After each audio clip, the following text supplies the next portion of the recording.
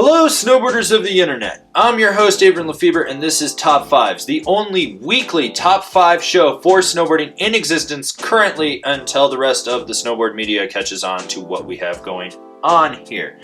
In this week's list we're going to be looking at the top mid-level park boards for 2019. The criteria for what is a mid-level park board is something that's versatile enough to ride the whole park, not being limited to camber profile, side cut, or any other proprietary technology in it. Something that you can go out and just have fun in the park and maybe cruise around on the mountain busting off side hits.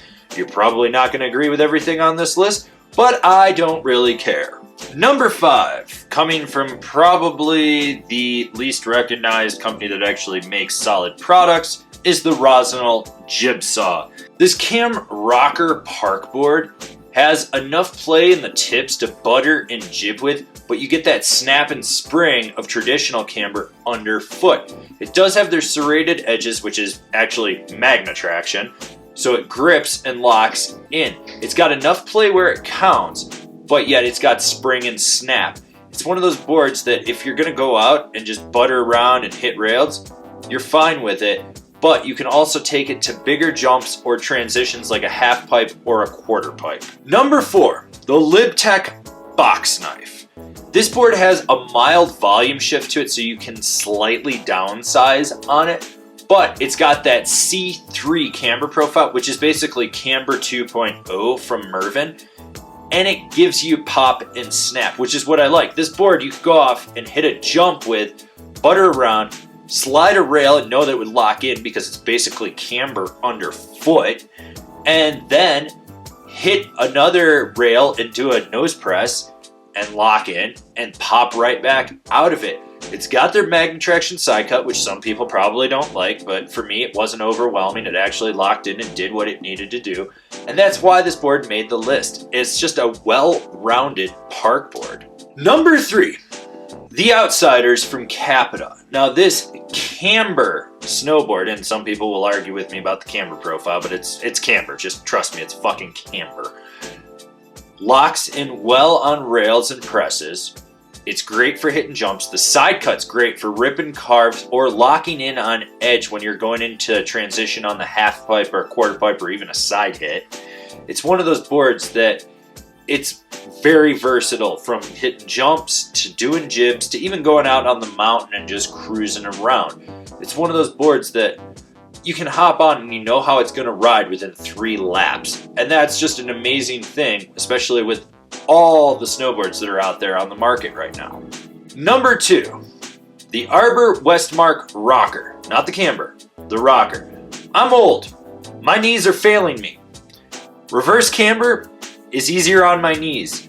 I have owned 5 of this board and I'm probably buying another one just because I know it will be easy on my knees.